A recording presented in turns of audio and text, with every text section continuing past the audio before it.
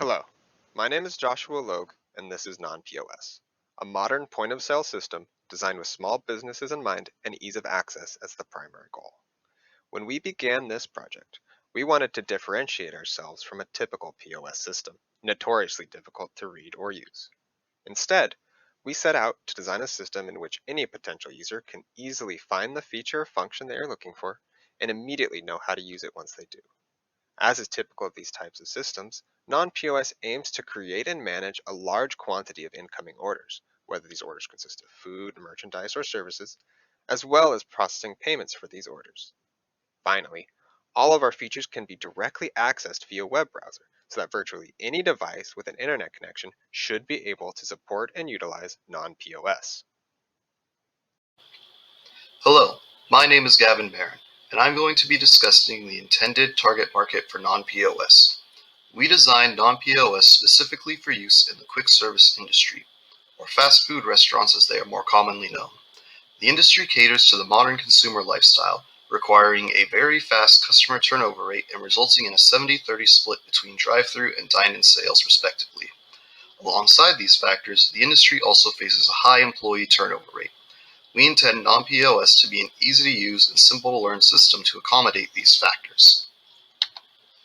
Of course, in an industry where the biggest companies can easily afford to have systems designed for them, we will have to cater to smaller, non-franchise restaurants.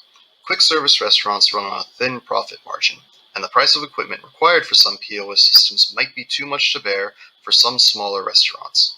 So, to keep operational costs down and make the service cheaper, non-POS will run in a browser window on devices such as PCs and smart tablets.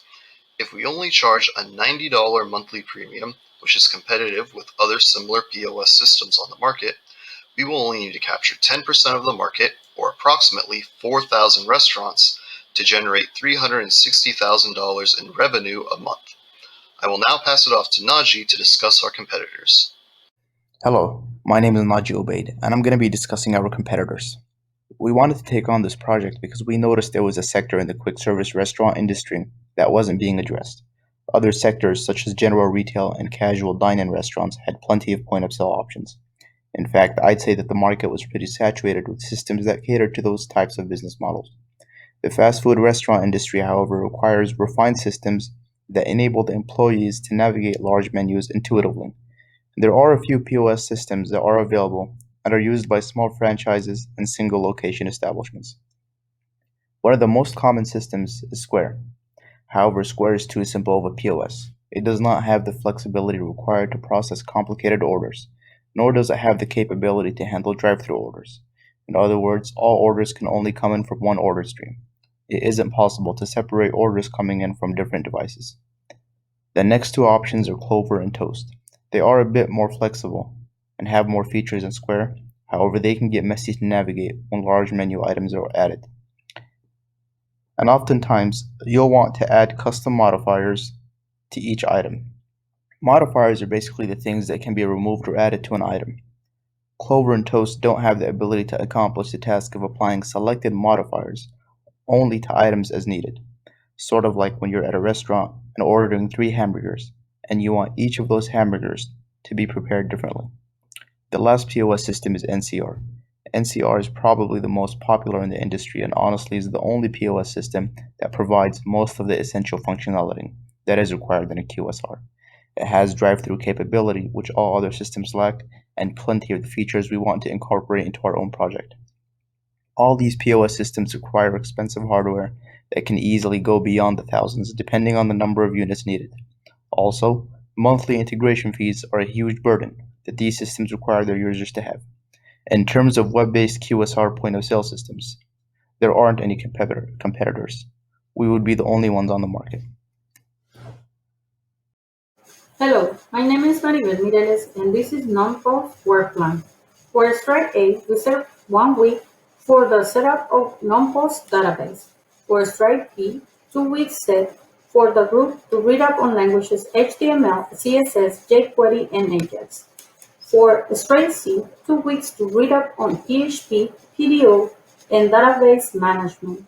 For strike D, we set 5 weeks. In this phase, HTML, CSS, and JavaScript are to create a landing page, login page, create an account page, menu page, and other required pages. 2 weeks for Strike E, that consists of the development of the application database. This phase allows us to create the type of data we will be storing in our database, such as users, pins, menu items, sales data, races, and others. 3 weeks for Strike A, that consists of building logic and communication with the database, since some functions of the application require manager credentials and others only employee credentials. 7 weeks for Strike G. In this phase is where all functions are developed, such as displaying menu, saving data, fetching data, and creating payments.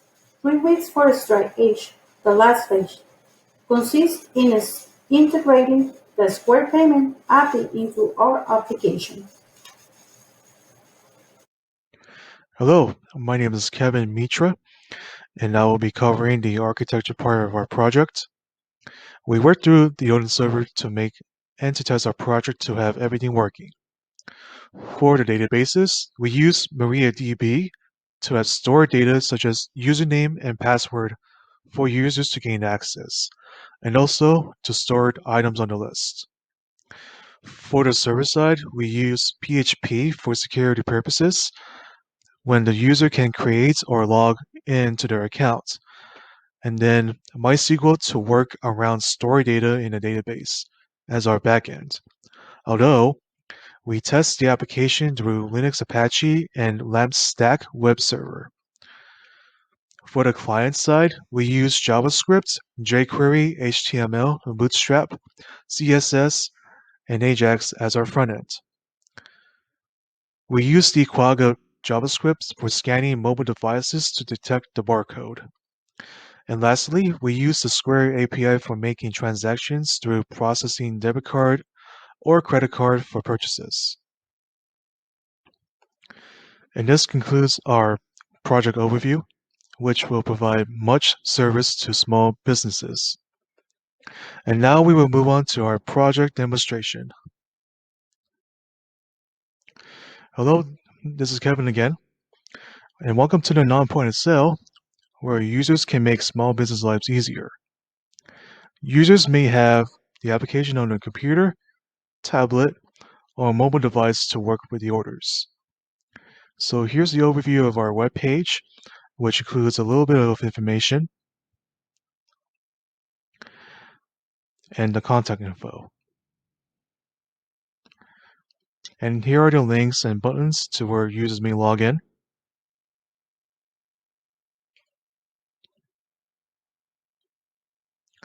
Or to create an account to have access.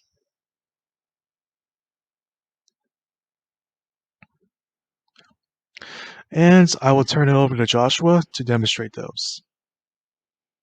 Hello, Joshua again, and this time I'm going to look at business account creation and resetting a password.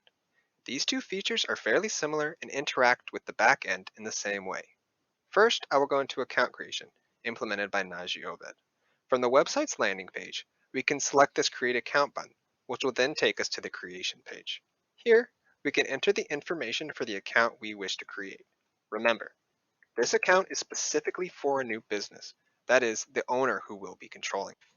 After entering the necessary information and clicking Submit, the password is hashed and the form submits this information via query to our backend and the new account has been created. We are taken to this page next, which allows us to create an initial manager for our business. We are going to ignore that for now, however, and go ahead and log out. Now that we have taken a look at creating an account, what happens if we forget our password and lose access to our account? Well, we can take a look at resetting a password, a feature implemented by myself. From the login page, we simply click this second button here to begin resetting our password.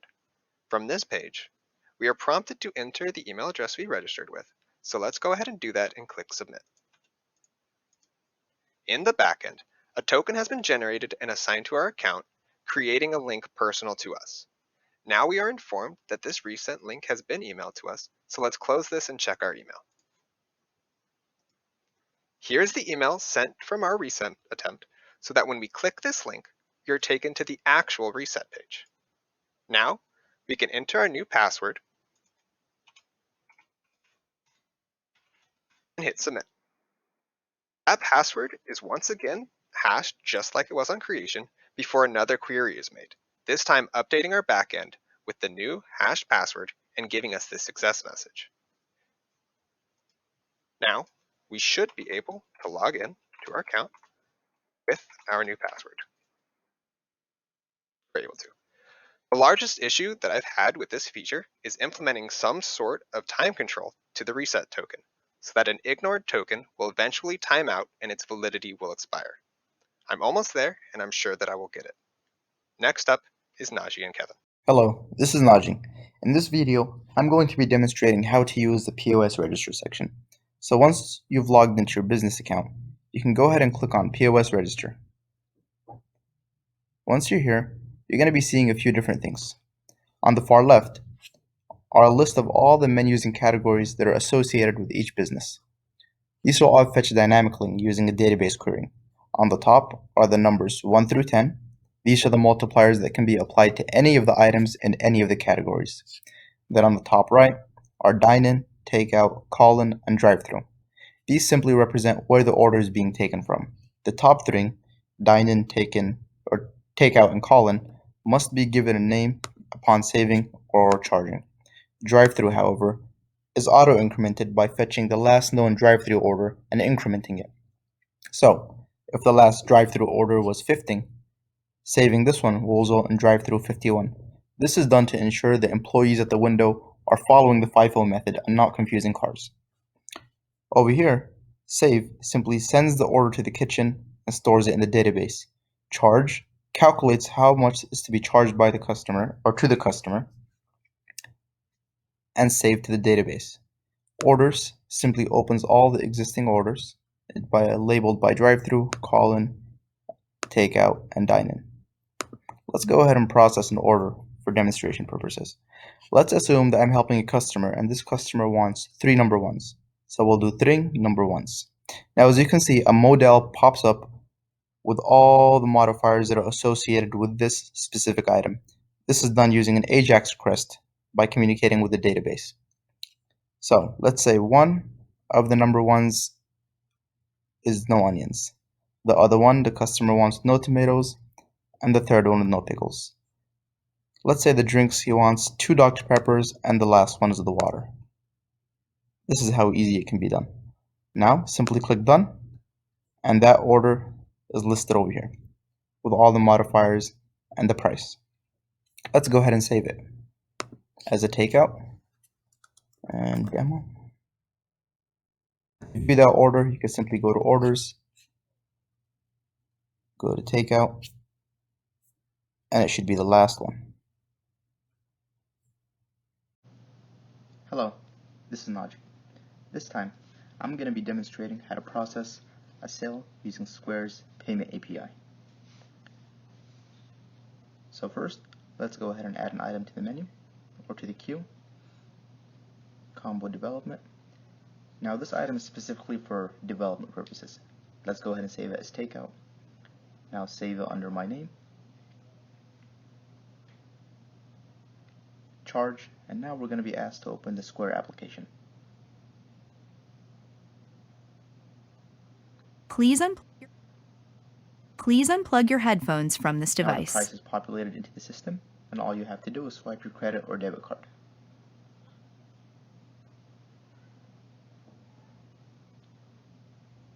And as you can see, the transaction was successful. All you have to do now is press the blue button, and you will be taken back to the main non-POS register section. Hey everyone, this is Najee again. This time, I'm going to be showing you how the sales functionality works. So, as you can see, the sales section is split into 4 divisions. There's by the day, by the week, by the month, and by the year. And as you can see, today's sales total to about $17,000. Let's go ahead and change that. Let's go ahead and process a development sale, which is just a fixed number for development purposes. It's going to be $5,000 item. Let's do dine-in, and let's save that. Now if we head back to the sales, we can see that sales have increased to 22,000. And this is the split. We know that it's 46% development and 53% combos. Okay. Now we have the gross sales, returns, net sales, taxes, and the total to be collected. You can also view by the week. So it seems that yesterday and today were the only days of the week of this week that sales were collected. The month, as you can see, there were several days where transactions were processed.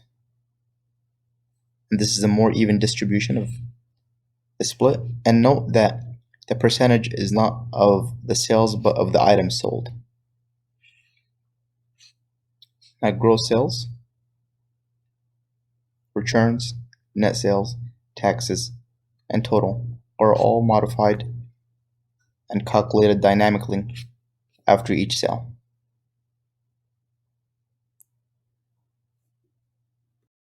Hello. Now I'm going to be showing you the menu section. Now, there's two specific categories that I worked on: add category and add item. Add category refers to the menu category that's going to be added to the business's page. Let's say that I want to add a new category called soft drinks to the menu. Simply add that category. And to add an item, you could do, you want to save that under our newly added soft drinks. And let's give that a price of $2.99. And then we could add a modifier, easy ice, at zero price, extra ice, zero price, no ice, zero price. Add item. Now if we head back to the POS register, we will see our newly added soft drink section. And in that, we will see our Pepsi. And within those, we will see the modifiers.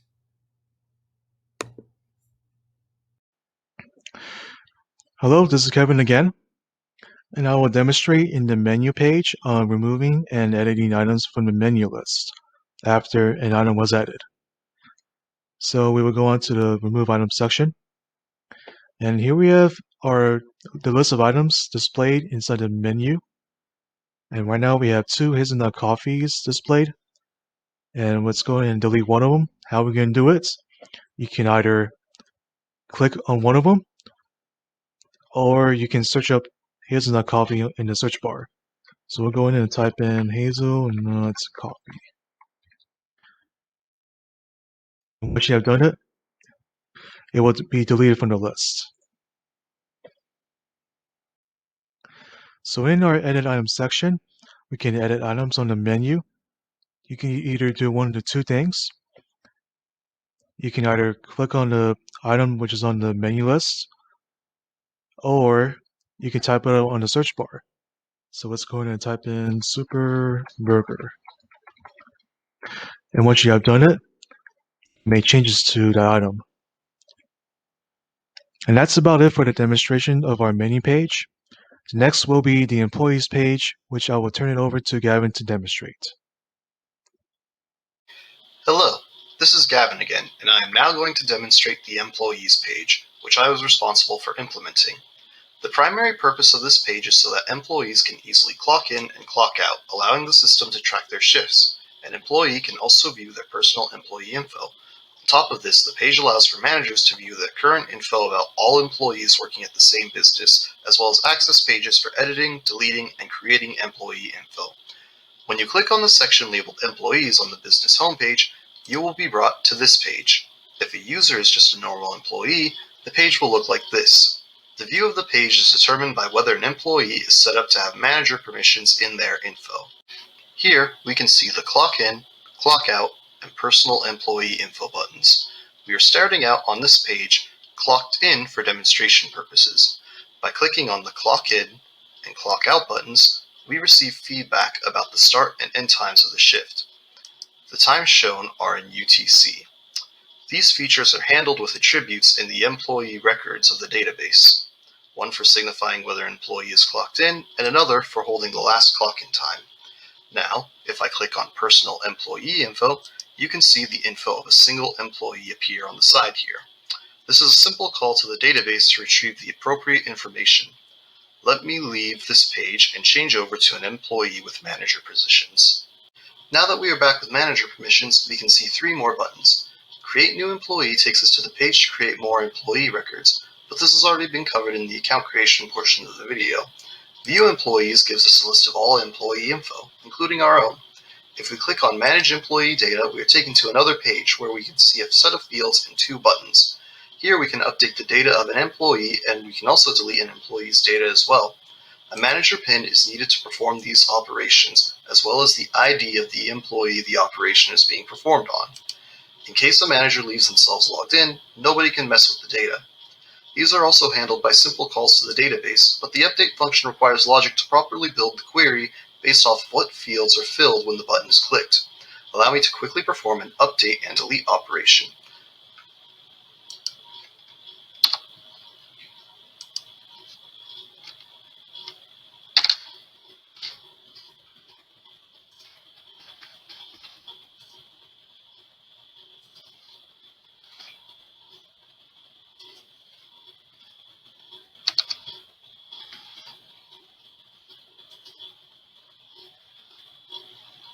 After performing the operations, we can return to the Employees page. If we click on View Employees, we can see that Jane is no longer listed, and John now has the name Jack.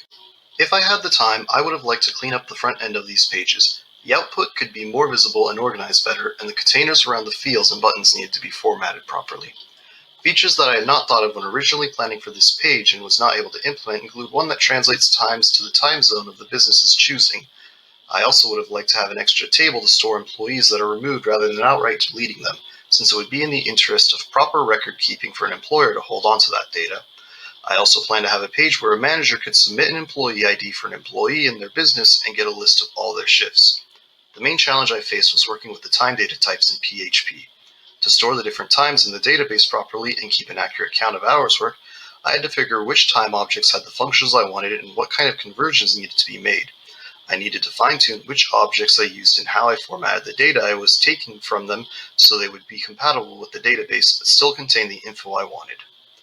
I will now pass it off to Mary to discuss the settings page. Hello, Maribel again. This time I will discuss the PIN and setting features. First, I have to log in into nonPOS system.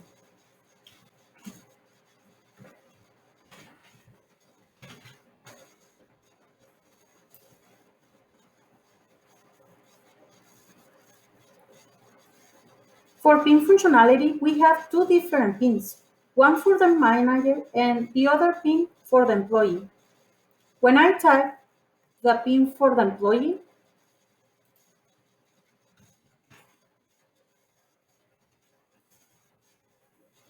it takes me to this menu that is only for employees. If I go back and type the manager pin, this takes me to this menu with all these features, including the settings that I will discuss next. These settings are for the manager to change the email, username, password, and sales tax. I'm going to work on an example from my local database that I have here in the panel.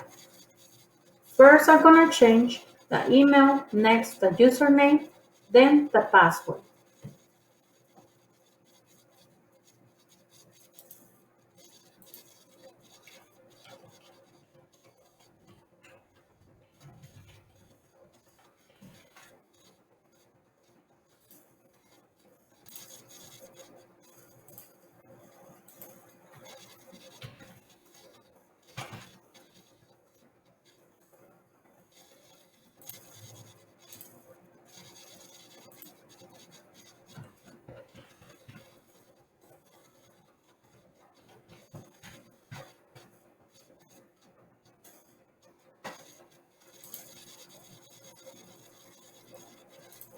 I already changed the email, username, and password. Now I'm gonna refresh my database to see the new changes.